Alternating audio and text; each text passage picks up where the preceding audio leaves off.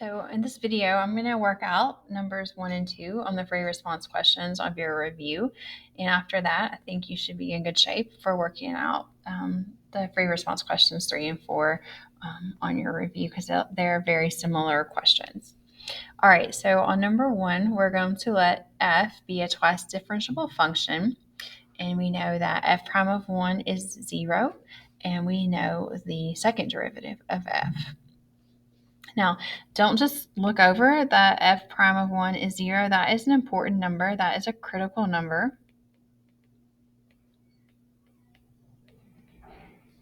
And a critical number is going to be a potential relative maximum or relative min.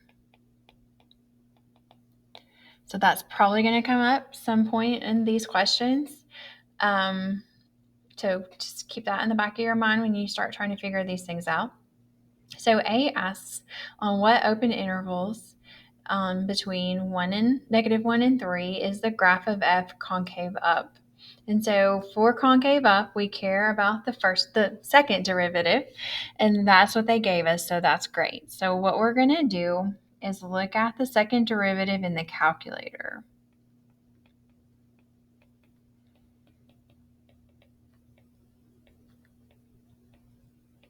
The graph of it.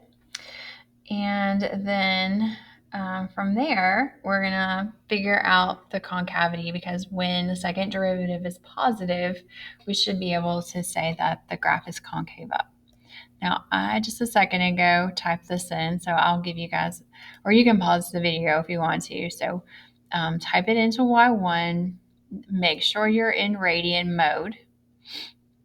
And then for my window, my X, I matched the -1 to 3, like they said.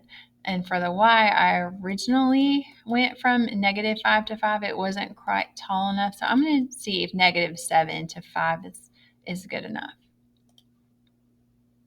Yeah, -7 to 5 is a good window. So you guys pause if you need to, but that's the window you're going to want to get a pretty good graph after you type in the function.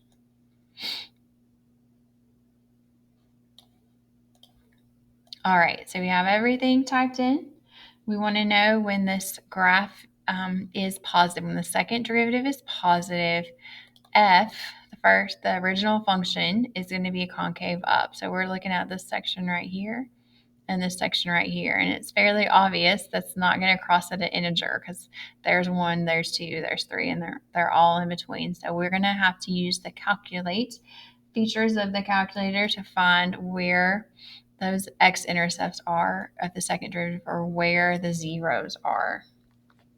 So if you're wanting to write yourself some notes, after you look at the graph of f double prime in the calculator, we're going to find the zeros.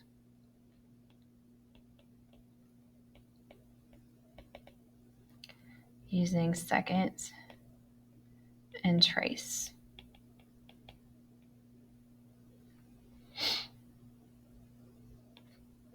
All right, and then remember that positive is above the x-axis.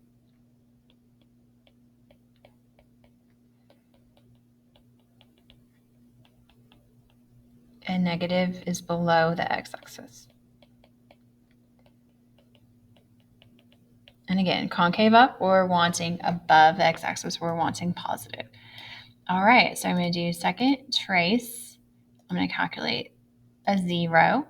So I'll start with this one here. It's probably 0, 0. It actually definitely is. So we got that. We got 0 there. Let's find this one.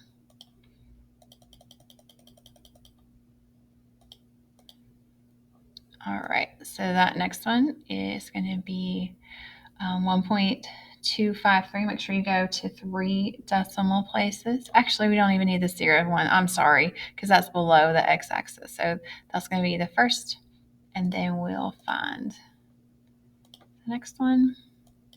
You probably want to jot that down as you find it, because it definitely goes away. All right, so that's one interval.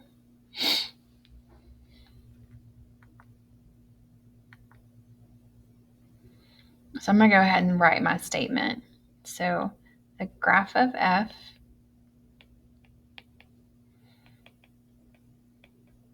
is, we don't need to, is this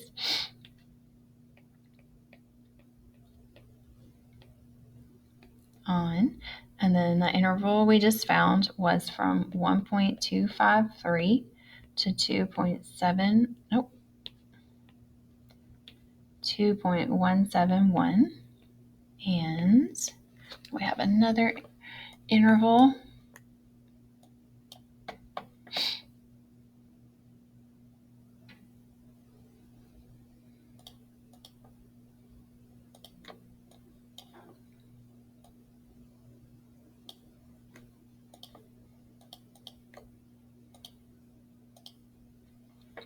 All right, 2.802, and then we don't see really what's happening up there, but I know we're not going to come back down to 0 here. But we stop at 3. So we're going to go from that 2.802 to 3.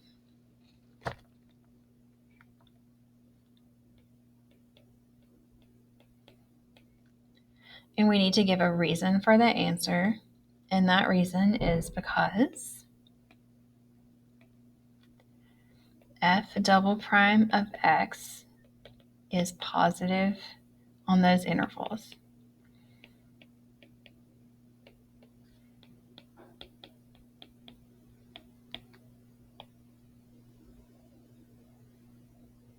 All right, and this is the only thing you have to write as your answer.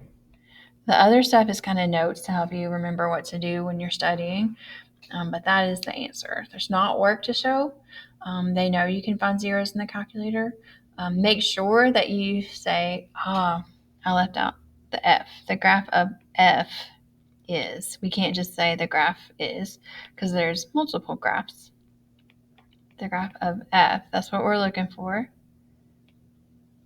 is concave up on those intervals because f double prime is positive on those intervals. Okay, let's look at the next part. So does f have a relative minimum or a relative maximum or neither at x equals 1? And we need to justify the answer. All right, so we are going to have to use the second derivative test here because that's all we know is the second derivative. So we know that 1 is a critical number, being a potential max or min. And so to do the second derivative test, what we'll do is take that 1 and we're going to plug it into the second derivative. And you can do that in the calculator. You don't have to try and do that by hand. That would be a major pain. But since I have that second derivative typed into y1, the easiest way to do this in the calculator is to do alpha trace 1 and then just put the 1 in the parentheses. So this is the same thing as f double prime of 1. And we get this answer. So f double prime of 1 is equal to, and we would want to write down what we get to at least 3 decimal places. You can go to more if you want to. All that is important is the positive or negative part of it. So you do need to write that. You can't just pull it out of your hat. And so then to answer the question to justify, we would say because f prime of 1 is 0 and f double prime of 1 is less than 0 or negative by the second derivative test,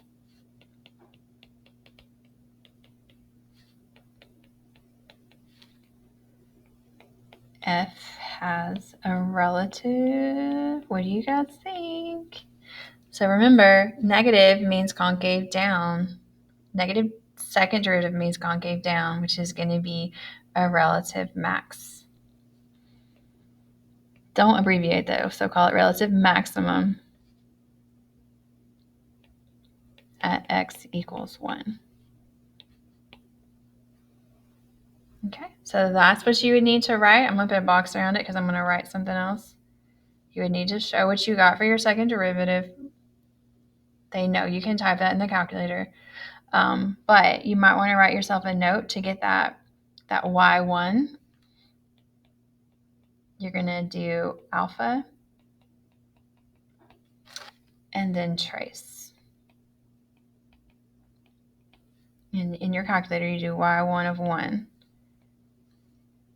Oh, sorry, I don't need to put a box around that. So that's just notes for you.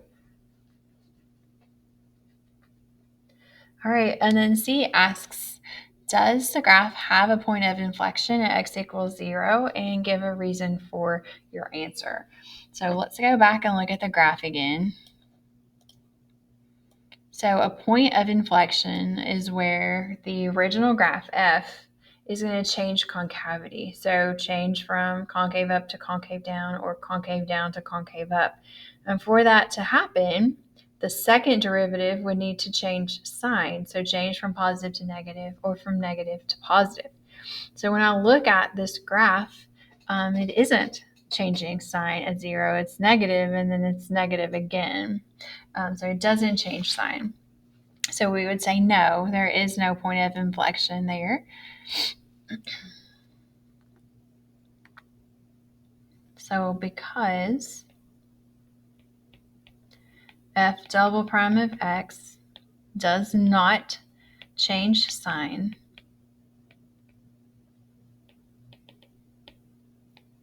at x equals 0, and then I'm going to quote the problem, the graph of f does not have a point of inflection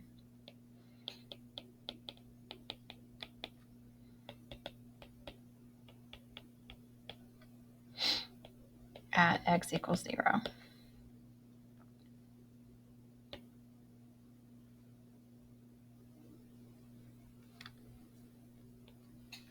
All right, and that's just from looking at the graph of the second derivative.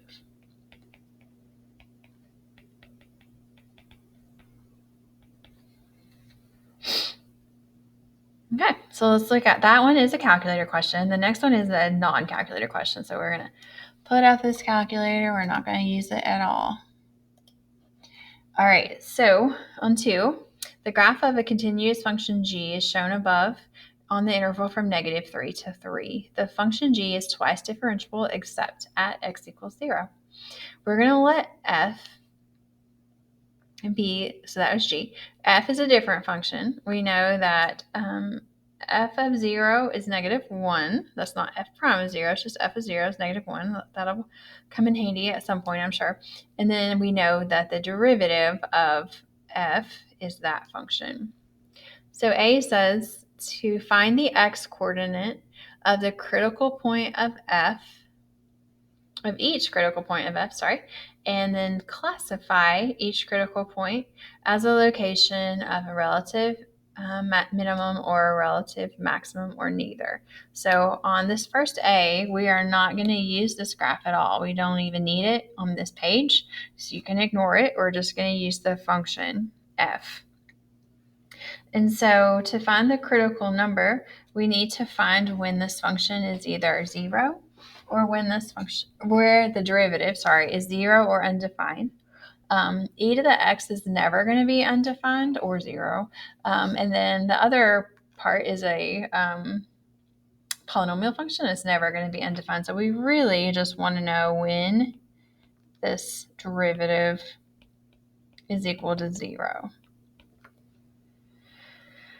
All right, so normally when we do solve by factor and we have factors, we set each factor equal to 0. However, e to the x can never be 0, so we basically can just ignore it for a second and set that x squared minus 5/4 equal to 0 and solve it for x.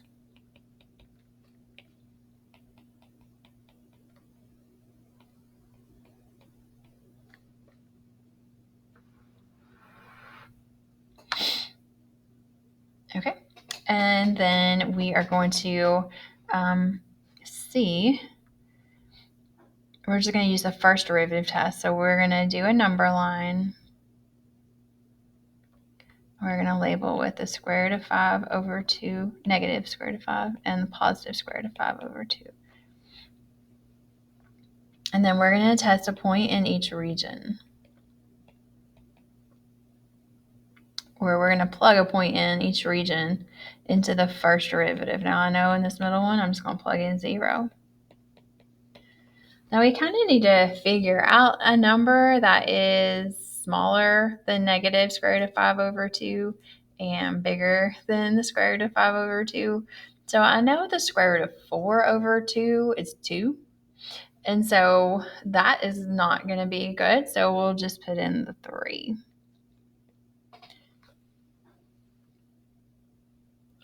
So to get 3, it would be it would be the square root of 36 over 2. So I definitely know that 3 is bigger than the square root of 5 over 2. Anyway, let's go ahead and plug these numbers into our derivative. So for 3 and negative 3, I should say, we're going to square those numbers and then subtract 5/4 from it. That's obviously going to be a positive. And when I do 0, I know it's going to be a negative because the x just basically disappears. And then when I square 3 and subtract 5/4 from it, it's going to be a positive.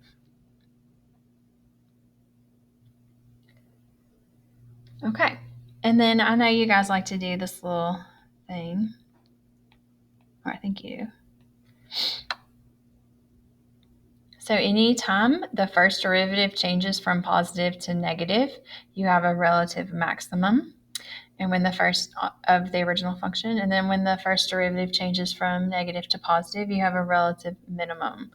So I'm ready to write the x coordinates and what they are. So f has a relative maximum at x equals negative square root of 5 over 2 because f prime changes from positive to negative.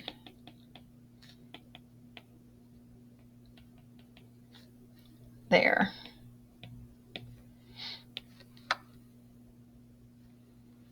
All right, and then I'm going to have to write a little bit smaller. F has a relative minimum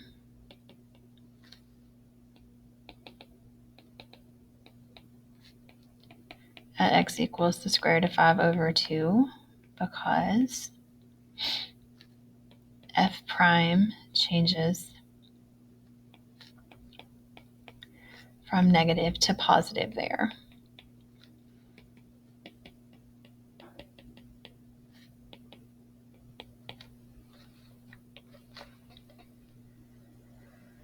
Whew, that's a lot. Okay, so you have to show everything. So this is finding the x coordinates of the critical points. You might even want to label them.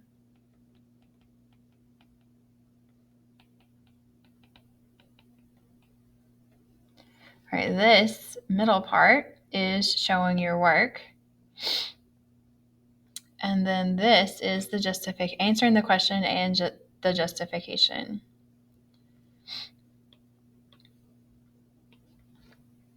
There's nothing there that you can leave out, honestly. All right, let's look at example, or still number 2. This is part B. So I just re-put everything in the problem. And then for part B, we want to find all values of x for which the graph of f has a point of inflection. Okay, so this was f. I'm going to write it down here so I don't have to keep scrolling around. This is f prime.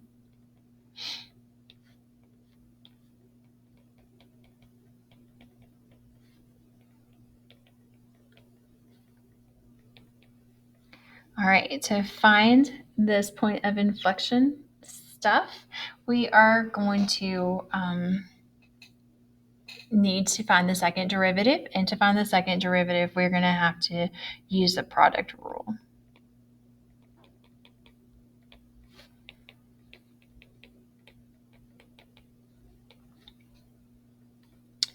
Okay. So I'm going to leave the first part alone. I'm going to multiply by the derivative of the second, which that's just going to be e to the x.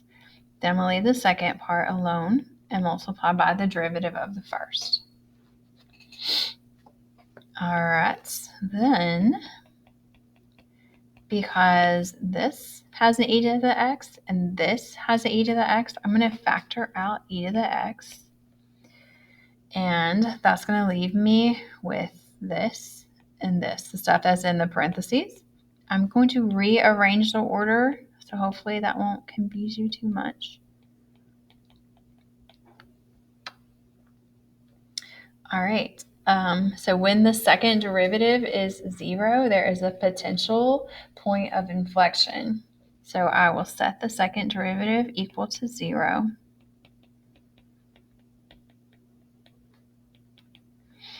All right, and we all know e to the x can never be 0, so I really just need to have x squared plus 2x minus 5 forced equal to 0. Now, I know how some of you feel about fractions, so we'll just take care of that real quick by multiplying through by the 4.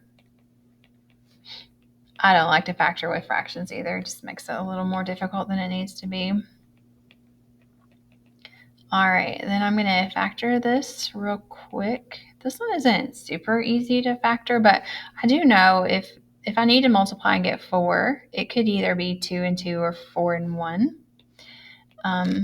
If I need to multiply these to get 4, and then this second one is even, it's going to be 2 and 2. If this linear term was odd, it would be 4 and 1, so that might save you some time. And then I want to get a positive 8, so I know it has to be 5 and 1. I went ahead and made that 5 the positive, so that'd be 10 minus 2. So we got it. So what we have are 2 critical numbers. They're both fractions. Sorry, but you'll be fine. Sorry, these aren't critical numbers. I shouldn't say that. They're possible points of inflection.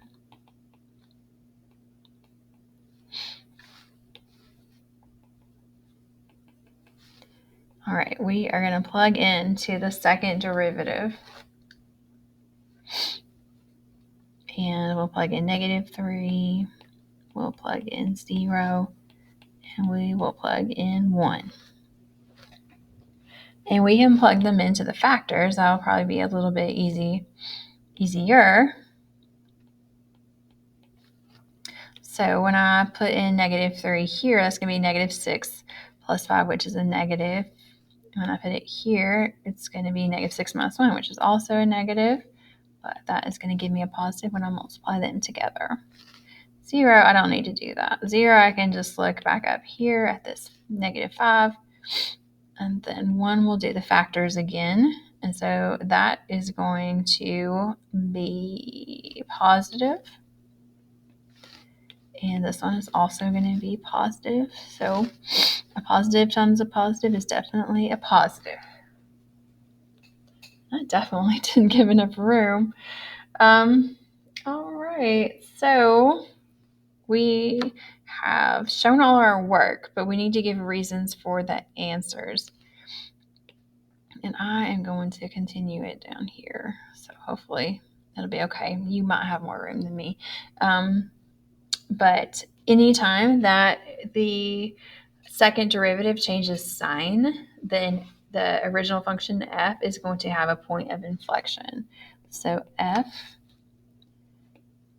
has a point of inflection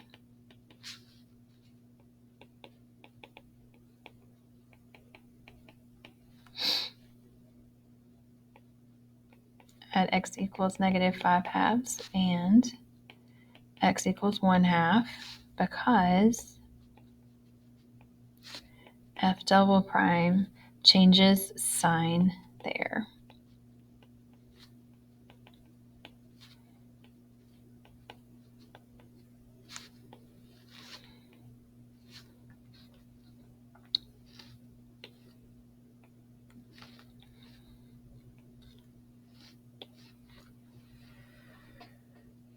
Okay, And then C.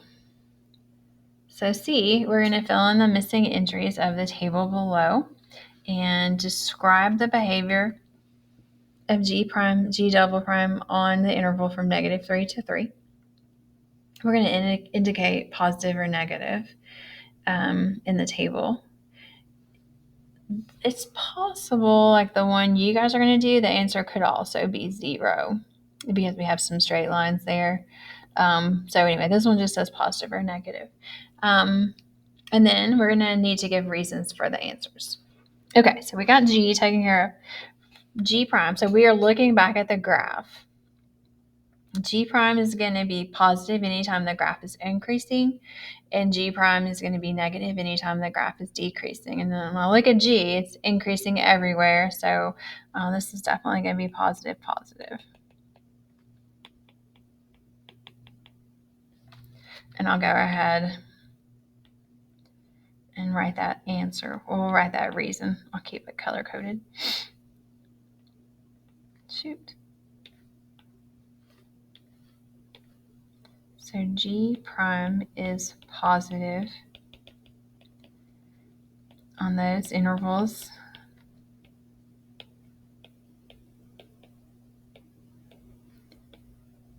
because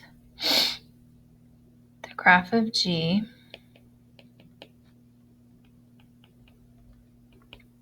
is increasing.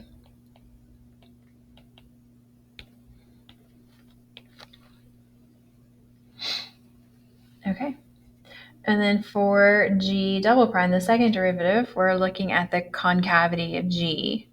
And so when I look at this first interval we're talking about from -3 to 0, G is concave up. So that means that G double prime is going to be positive.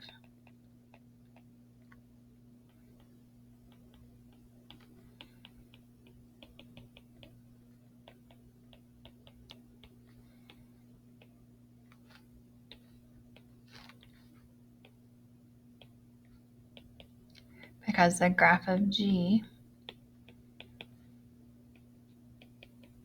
is concave up. It's super important that you are very specific, that you don't say it or anything like that, that you are saying specifically which function you're talking about, because this is 3 different functions here. All right, and then finally, the last section of the graph for G double prime, the G is concave down, so G double prime is negative.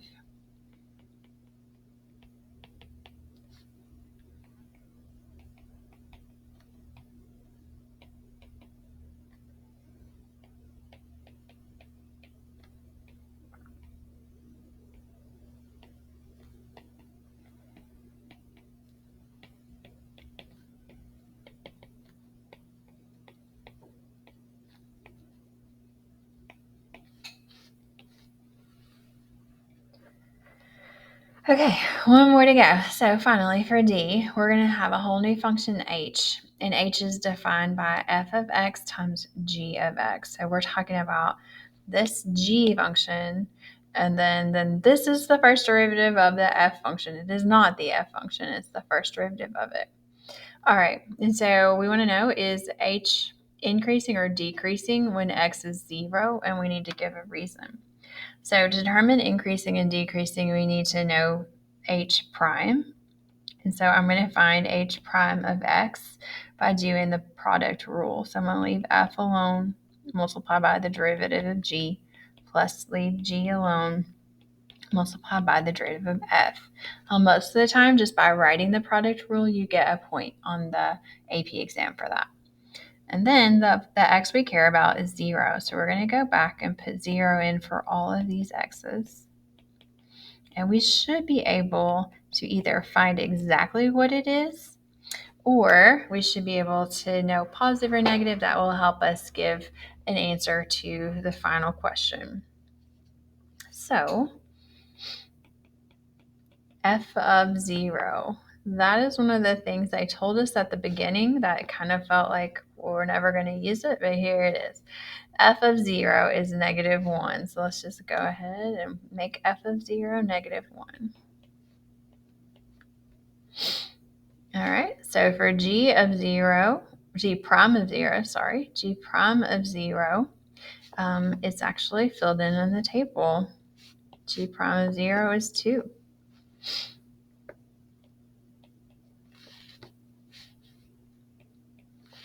All right, g of 0 is also filled in on the table. It's also 2.